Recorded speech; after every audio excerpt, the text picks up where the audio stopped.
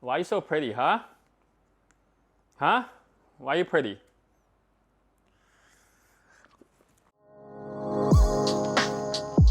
Hey guys, what's going on? Welcome back to my channel. So in today's video, we are gonna rank 10 variegated houseplants from least to the most expensive in my collection right now. And these aren't necessarily my top 10 favorite houseplants, but I wanted to kind of give you guys an idea that not every single variegated houseplants are beautiful, is gonna cost you an arm or a leg. So I chose these 10 to kind of give you a wide range and variety of the different types of variegated houseplants you can get. Everyone wants to get a variegated houseplant. It seems to be the hottest and trendiest thing right now in the plant community. And the reality is, yeah, they are freaking gorgeous. They add a lot more character and just a lot more beauty to your, non-variegated houseplant. But with that said, non-variegated houseplants are also as beautiful as a variegated houseplant. So if you do have a non-variegated plant, embrace it for what it is, because all plants are beautiful in my opinion. Now, before we rank these 10 variegated houseplants from least to the most expensive, I do just want to talk a little bit about the variegation, the different types of variegation the plants come in.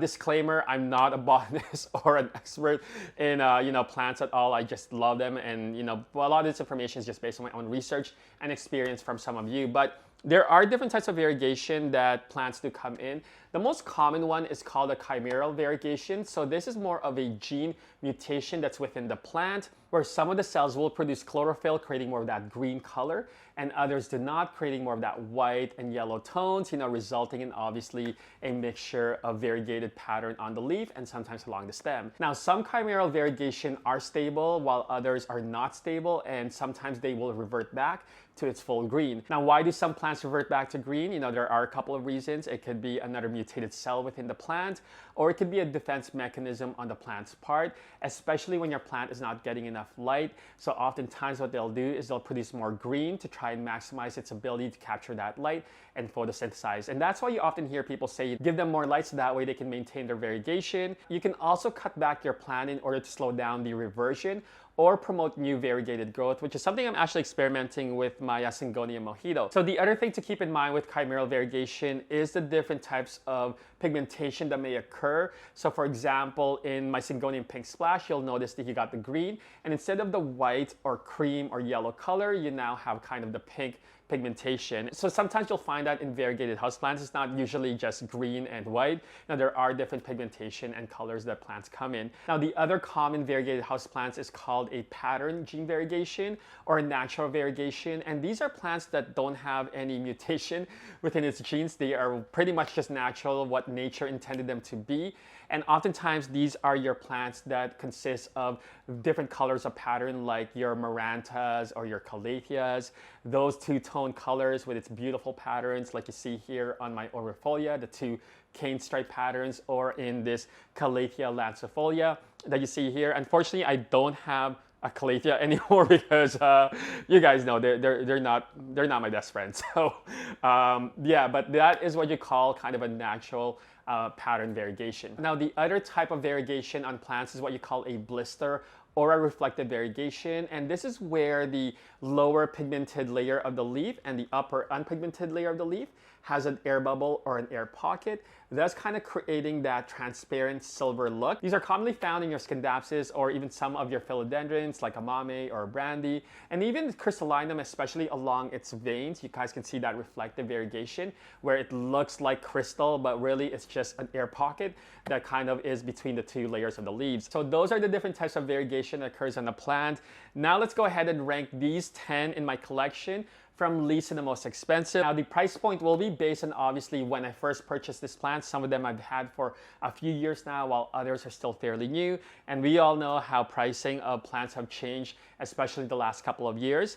And also keep in mind that I live in a different location than you. I'm in Toronto, Canada. So some of these plants may be priced differently from where you're located. But without further ado, let's get started with the cheapest plant in my collection right now. It is actually probably one of my favorite pothos right now. It is the, tada, the Pearls and Jade. So check this beauty out. Now, when I first got this, it was in a 4-inch pot. I found it at a convenience store when I was walking to grab food, and I paid $4 for this plant back then, and it's so beautiful. The variegated pattern on this particular plant is so beautiful. It has a nice combination of that green tone along with that creamy yellow color, And along that has green speckled variegation, so makes it look really unique and different from obviously the Marble Queen Pothos or even the Mandula. And you guys know Pothos are so easy to care for, they're fast growers, and this is pretty much how I got this pot to be full. This is now in an 8-inch container, so I just kept growing it out, you know, cutting, propagating, and then planting it back at the top. But yeah, $4, you know, 3 years ago. So that is my cheapest variegated houseplant. Again, beautiful variegated houseplants. It's not going to cost you an arm or a leg. The next one on my list is also a pretty affordable one. It is the, tada, the Exolus triangularis. Now this beauty cost me $5 back in 2008, and I found it at my local grocery store in a 4-inch container. A beautiful, beautiful plant. One of the prettiest plants you'll ever look at. And the cool thing about this one is it has that different pigmentation that I was referring to. So it's not obviously a green plant. It is a purple plant and has 2 different tones of purple on the leaf. The outer part is more of that deep dark purple, and then the inner variegation is more of that lighter purple. It also produces these beautiful, cute blooms and flowers. And honestly, why are you so pretty, huh? Huh? Why are you pretty?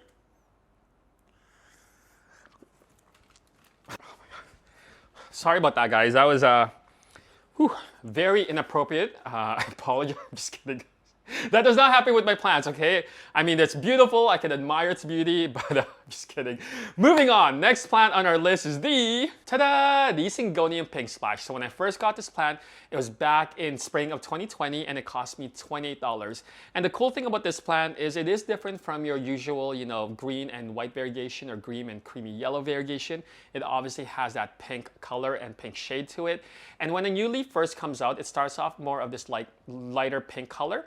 And then eventually it's gonna get a little bit more muted, which looks like this. So really, really cool, you know, syngonium, and definitely probably a favorite, you know, pink plant that is out there. I'm not really too fond of many pink plants, but this happens to be a pretty cool one. But yeah, so $28 for this one.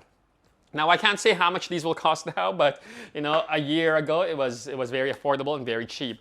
So next one on the list is the, ta-da! My Thai constellation Monstera. So I first got these plants back in the summer of 2018, and I paid $40 for a baby Thai constellation, and I got 2 of them. Eventually they've obviously grown, and I've cut this guy a few times now, propagated it, and so I do have both of those plants planted back in here. And you guys can see how beautiful this variegation is. It is obviously one of the more sought after Monsteras out there, this being next to probably the Monstera Albo. But I would actually say this is probably more, I probably prefer this one more than the Monstera Albo, partly because the variegation is a little bit more stable on a Thai constellation Monstera. You don't have to worry about this one reverting back. And I do find that they typically grow faster for me than the Monstera Albo, but maybe my Monstera Albo is just still a baby one right now. But yeah, very, very beautiful. And again, you know, $40 when I first got this, so I can't say that's the case now. Obviously, the prices of plants, especially for Monsteras, has really gone up, a little bit more ridiculous in my opinion. But that's pretty much what the market is at right now. So coming in at number 5 at $65 for this plant, it is the, tada, the Scindapsus Silver Splash. So this is one of the many varieties of Scindapsus out there that has a silver, you know, reflective type or blister type of variegation. And one of the reasons why this is probably one of my favorite Scindapsus is the way the silver variegation is throughout its leaf. It looks quite pixelated, making it look a lot more unique than, say, the Exotica. And the leaf can get a pretty large size as well. Now I paid $65 for this. I bought it from myself. So I did, like I said, I'm gonna be my #1 customer. And obviously importing these plants were not necessarily the easiest because these aren't as commonly found in big box stores or even in your local garden center. So I had to import this one, but very, very beautiful. And I can't wait for this one to trail and grow really nicely, and then, you know, start cutting, propagating, and then, you know, making a nice full potted Scindapsus Silver Splash. Next plant on my list is another syngonium. It is the, tada, the Syngonium Albo. So this is probably the most popular, you know, variegated syngonium out there right now. Everyone wants this one. And the first time I've seen this one was actually on Sharina's YouTube channel, and man, her Syngonium Albo is massive, so beautiful. So you guys can imagine how big these plants can grow. And mine's still a baby, but I first got this back in the summer of 2020, and I think I paid $90 for this one. So the only thing with this one compared to the Pink Splash is I do find this one grows slower for me for whatever reason.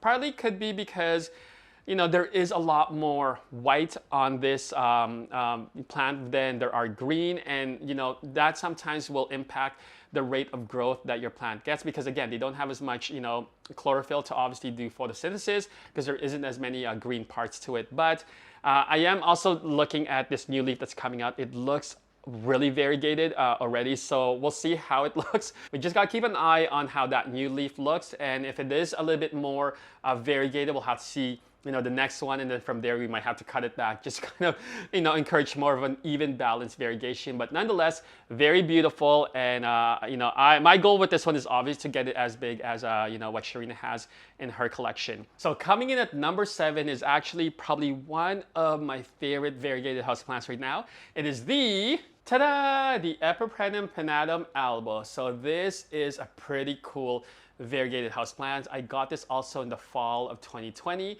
and I paid about $110 for this plant. Now, the cool thing about this plant is it can also produce fenestration and splits like you often want on your Monstera. And most people don't know that, especially when they get into their mature form. But you guys can already see on its new leaf right here, there are a bit of fenestration, tiny holes along that mid-rib. And it's so cool, and I do like the colors on this one and the patterns. There is a lot more green than there is variegated, which is very important for your plant's health. You don't want too much white or creamy color. And but this is also honestly equally as beautiful as a Monstera Albo, and it's gonna cost you a quarter of what a Monstera Albo will typically go for. And like I said, the mature form of this is beautiful. I actually did order one from overseas. Hopefully it's gonna get here in a few weeks, a nice big mature one, because I love the way it looks. And again, it didn't cost me as much as what that size of Monstera Albo will typically go for. But sometimes people can't even tell, especially when they're both in juvenile form. Like you see here, when I put side by side the Monstera Albo I have, which is a juvenile form, the variegation looks very, very similar, aside from obviously the shape of the leaf. They don't have splits or fenestration yet. You guys can see that the variegation is very, very similar. But this definitely is one of my favorites, only because you guys know with epipremnums, they can either trail down really nicely or you guys can get them climbing up. I'm obviously gonna want this to climb up. It does help produce the leaves to grow a little bit larger and does encouraging more of that mature look and mature form where we're gonna see splits and more fenestration. But very, very beautiful. And yeah, definitely one of my favorite plants right now. Not just a favorite variegation, but definitely one of my favorite plants. So coming in at number 8 is one of those blister or reflective variegation. And it is a little bit more on the rare side when it comes to philodendrons. It is the, tada, the Philodendron soderoy. So this is another one of those reflective variegated houseplants. And in our eyes, it looks like someone hand painted the silver variegation on this. And it looks so cool and so unique, especially if you're into climbing philodendrons. This is definitely one of them. Now, this is a little bit more on the rare side. So this did cost me about $150, to be quite honest. So, they're not easily available here, and it actually took me a while to source this plant out, but nonetheless very, very beautiful, and happy to have this one in my collection. Next one on our list is actually, I selected this one because I want to show you guys something cool that's happening with this plant. It is the, tada, the Tadamagnificum. So definitely one of my favorite anthuriums, and again, it has that reflective or blister variegation on it, especially along the vines, and you guys can see that nice white crystal-like variegation as a pattern. And the cool thing about this particular anthurium that's happening for me right now is this. I've got it to produce berries. So I've been working on trying to pollinate this particular plant because it kept giving me inflows. So the last inflow I got from this, I actually collected its pollen, froze it, and then this inflow came, and then when it became that sticky part, I brushed the pollen from last time, and then look what's happening. It's producing all of these berries, and so cool. I'm actually going to pick some of these berries off soon and then try and pop the seed out and then try and plant them, germinate them, and see if we can grow a brand new Anthurium out of these seeds. So I'm obviously gonna do a different video on that one, just kind of walk you guys through the process and the steps, but I was so excited about it. But obviously this is a variegated houseplant video, and I just had to share this with you guys. So I do updates on my Instagram if you do want to follow that journey along, but we'll definitely do a full video on how to pollinate, your Anthuriums, produce seeds and eventually, grow new plants. But most Anthuriums have this nice reflective variegation along its veins. This, along with the Chrysolinum or the Clarinarium or my Regale, all have that, reflective variegation along its veins, really giving that nice crystal-like look, especially when the light shines on it. But yeah, definitely one of my favorite Anthuriums right now. So coming in at number 10, which is the most expensive variegated houseplant I've ever bought, probably the most expensive plant in my collection right now. Actually, no, it's probably the second most expensive plant in my collection. But it is the, tada, the Monstera Albo. So this plant I got back in July of 2020, and it was a mid-cutting, and the new growth, which is this new vine that you guys see right now, was just a tiny little stump, and it cost me $260 back then. Now, I think that plant back then, today would probably cost 2x it, I don't know, but these plants are obviously not as cheap. And partly because they're not easy to produce. The variegation on this one, the Chimera Variegation on this one, is, it has a tendency to revert back. So that's why you can't really produce these plants at a mass scale. Hence the reason why they're a little bit more expensive, because on top of that, everyone wants one. So these are the 10 variegated houseplants in my collection right now, from least to the most expensive. Comment below and let me know which one of them are your favorite. But if you were to ask me right now which are my favorites, it's gonna be a really tough choice. But if I was to pick like my top 3 out of this bunch, man, okay, I would probably pick, the Pearls and Jade Pothos, because A, it's affordable, B, it's easy to care for, and I just love the variegated pattern on this particular plant, especially when it's a nice full potted plant like you see here. The second one would probably be my Exolus triangularis. It is such a pretty, beautiful plant that has so much character as well. The leaves do fold at night, and it does fold up during the day. Really a beautiful plant. So if you do ever come across one, definitely grab one for yourself, because they're also very cheap and very affordable. And I would say the next one would probably be the Epipremnum penatum albo, and partly because it has the similar variegation to the Monstera Albo, and it's only going to cost you a fraction of the cost. In addition, when it does grow into its mature form, it can produce those beautiful fenestrations that we all love on the Monstera, as well as splits, and it has more of that nice elongated shape to its leaf, which I think honestly is a little bit more beautiful than the Monstera Albo, partly because maybe we've seen what a Monstera looks like, but I often don't find any Epipremnum penatum in its mature form or its immature beauty. But yeah, so those would be my top 3 out of this group. Comment and share what are some of your favorite variegated houseplants in your collection right now. Hopefully you guys enjoyed this video. Enjoy the rest of your weekend, and we'll see you guys soon. Peace.